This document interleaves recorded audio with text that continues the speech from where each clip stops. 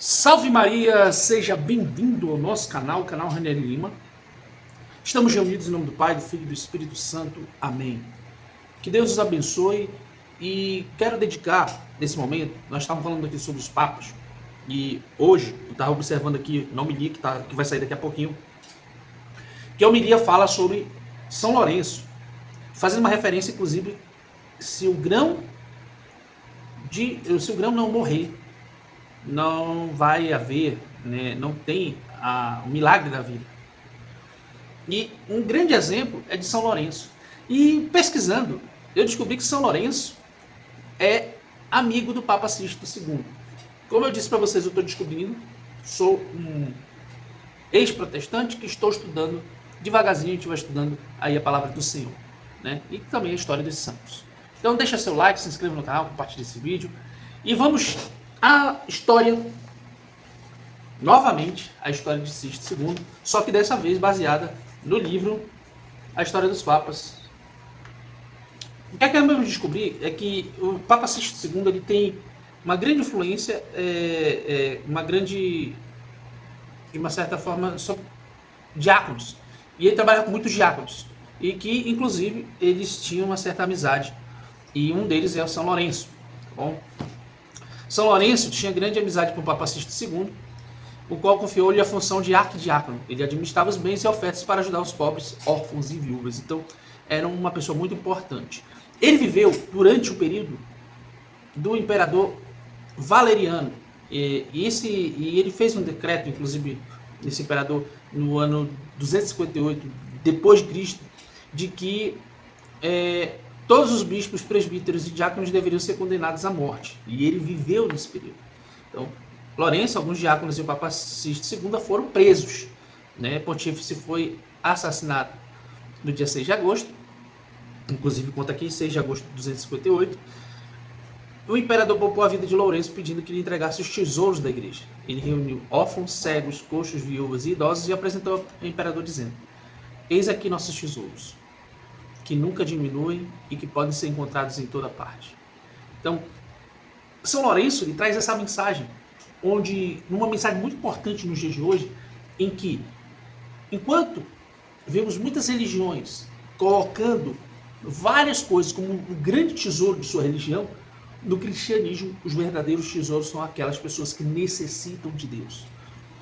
É a oferta que o ser humano dá a Deus. São as vidas mais necessitadas da vida de Deus, da presença de Deus. E isso é uma oferta agradável e suave, muito presente a cada dia, a cada missa. Então, vamos lá. Isso tudo a gente aprende na história de São Lourenço e também aprendemos com o Papa Sixto II. Então, vamos aqui com o Papa e vamos ver que ele foi sucessor de Estevão I. Ele era um ateniense, se manteve no pontificado apenas 11 meses. São Dionísio de Alexandria consultou em 3 cartas sobre certas dificuldades do Egito e também aconselhou o Papa a ser paciente com aqueles que insistiam em rebatizar os hereges, apesar de ele próprio defender a posição romana. Isto Sisto fez. Realizou-se uma nova perseguição, no entanto, né, como eu disse para vocês. No que consistia o decreto do imperador Valeriano? De acordo com o livro aqui, ele se baseava em os cristãos não poderiam pregar e também não poderiam se reunir nas catacumbas. Muito parecido com o que acontece hoje na França em relação aos Jogos Olímpicos. Essa mesma perseguição, só que não envolvendo mortes, tecnicamente, porque a gente sabe que em alguns lugares do mundo cristãos morrem aos milhares. Isso precisa ser relatado. Então, sabendo que isso provocaria sua morte, Sixto II violou essa lei. Ele foi preso, né? Ele foi preso na catacumba do Pretestato durante a liturgia e decapitado na entrada da catacumba de São Calixto. No final, estava ao seu lado São Lourenço. São Lourenço estava ao seu lado. Ao ver Sisto levado para a execução, Lourenço exclamou: Pai, aonde vais sem teu filho? Onde estás indo, ó santo sacerdote, sem teu diácono? O Papa respondeu: Não te abandonarei, meu filho. mas uma tribulação maior e uma vitória mais gloriosa estão reservados para ti, que és forte e que estás na flor da juventude. Estarás ao meu lado em 3 dias. Uma coisa bem profética, né?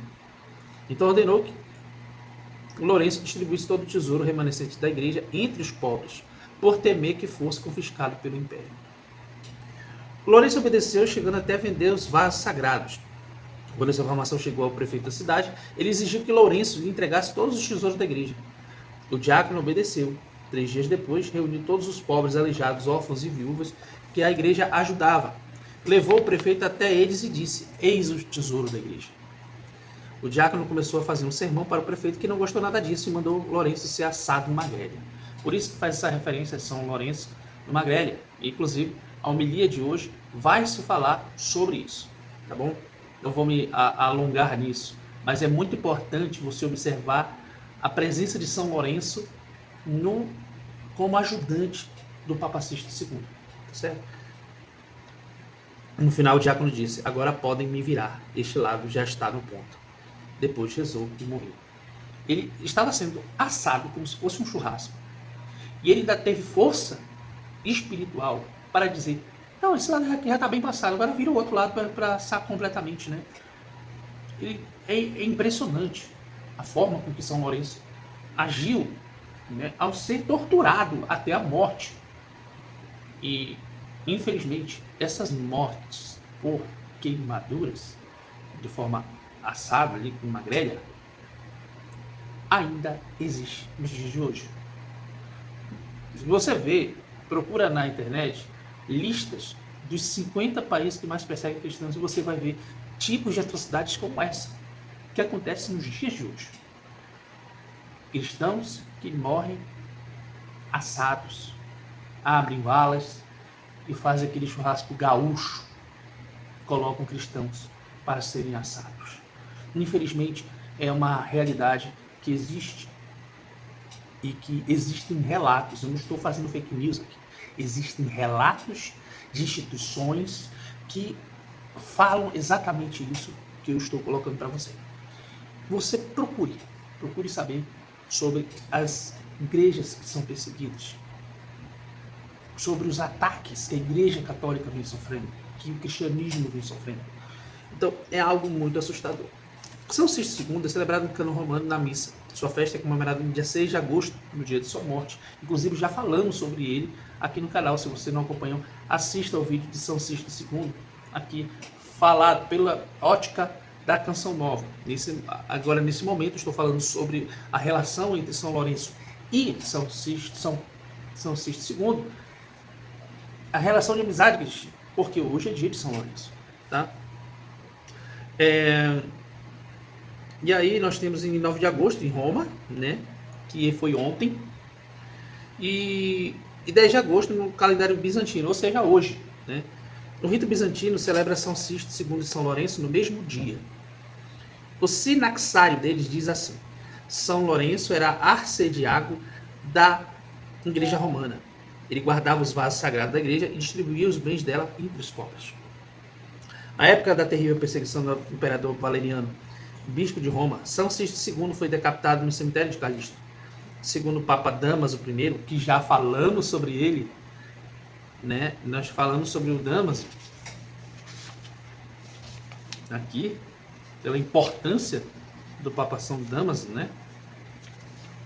Vou botar aqui só uma referência aqui que a gente já falou sobre isso. E o São Dámaso, primeiro, que nós já falamos, inclusive, com ele, pela importância dele de ter catalogado os livros que iriam pertencer à Bíblia, os 72 livros, que é muito importante isso, é um Papa importantíssimo. Ele também faz o relato, enalteceu e tornou ilustres as memórias dos mártires com suas inscrições poéticas. São Lourenço também foi capturado e cruelmente golpeado, suas unhas foram arrancadas, ele foi posto no fogo e submetido a muitas outras torturas. Lançado na prisão, triunfou sobre tudo isso por meio de sua fé e encerrou o seu martírio em 258.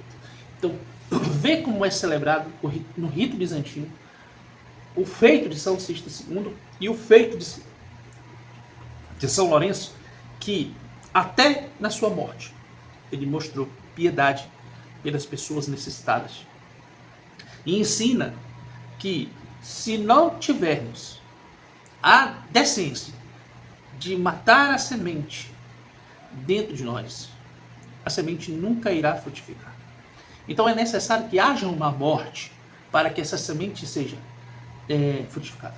E São Lourenço sempre diz que enquanto houver pobres, pessoas necessitadas de Deus, em nossas igrejas, significa que a nossa igreja está repleta do tesouro de Deus.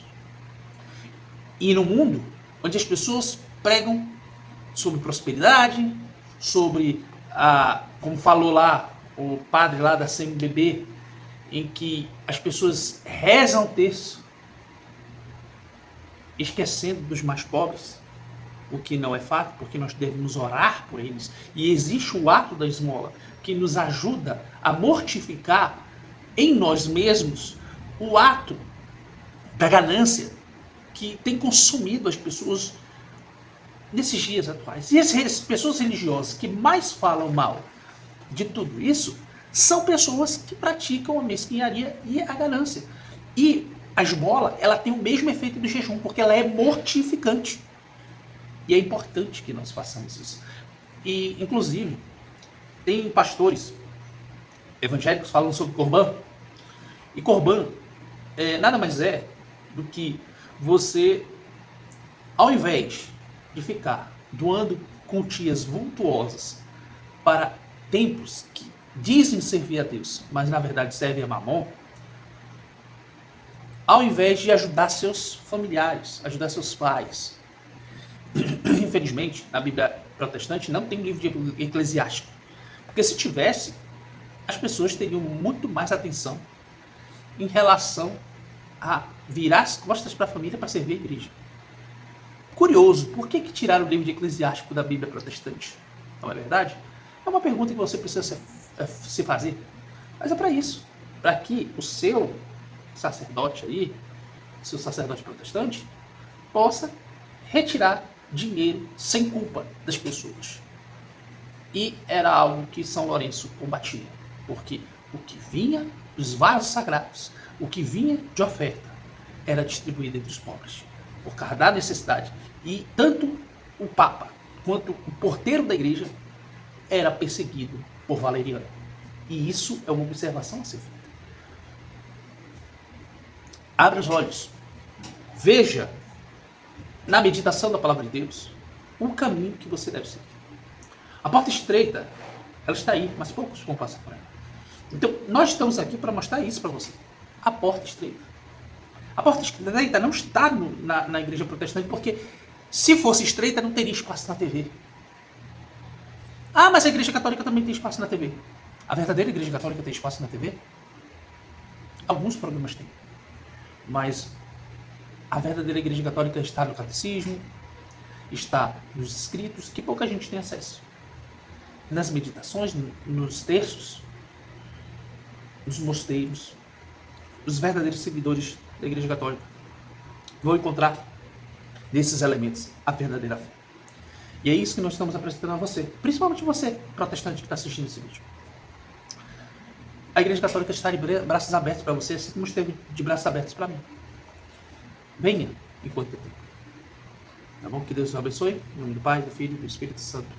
Amém.